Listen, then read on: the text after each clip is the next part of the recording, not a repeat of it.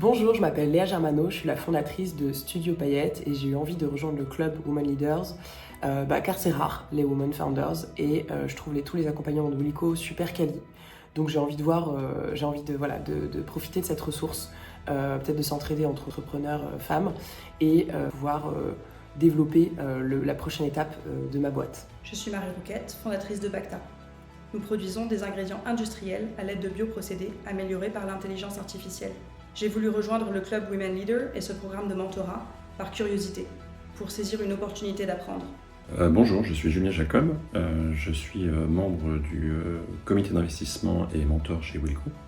Je me suis engagé comme mentor au club Women Leader parce que dans toute cette expérience, ce qui m'a toujours surpris, c'est le manque de diversité dans la tech, alors qu'on est censé être un secteur plutôt moderne. Il y a 15% d'entrepreneuses dans la tech, et cette situation m'a toujours surpris et choqué.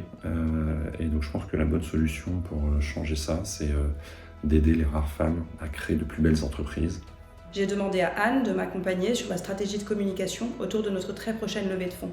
Nous avons réalisé 3 séances de travail sur mon pitch deck. Un support à la levée au message clair qui retranscrit notre ambition industrielle avec force et enthousiasme. L'accompagnement, ce qui m'a apporté concrètement, c'est vraiment un point d'étape où on regarde ensemble, on dézoome sur le business, on regarde ce qui s'est passé sur ces 5 dernières années et on a pu avoir une approche humaine, même émotionnelle du business avec le mentor, ce qui était quelque chose dont on avait besoin à ce stade, je pense, avec mon associé. Dans le cas de Léa, on a démarré par son élan vital. La boîte existe depuis 5 ans, évidemment il y a plein de choses qui ont changé et on est parti de là pour regarder ce qu'on pouvait changer dans l'environnement pour aligner les deux. Donc les deux étant l'intérêt de l'entreprise et l'intérêt de Léa.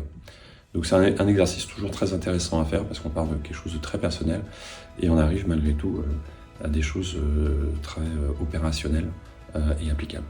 Alors, mon message pour les futures fondatrices, c'est que à chaque jour suffit sa peine, qu'on ne peut pas envisager tous les enjeux, tous les problèmes d'un coup. Je conseillerais aussi à toutes de privilégier son bien-être au quotidien pour tenir sur la durée.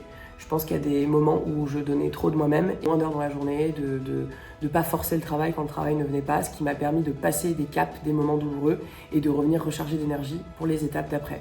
Soyez curieuse des domaines qui ne vous attirent pas. C'est là que la marge de progression est la plus forte.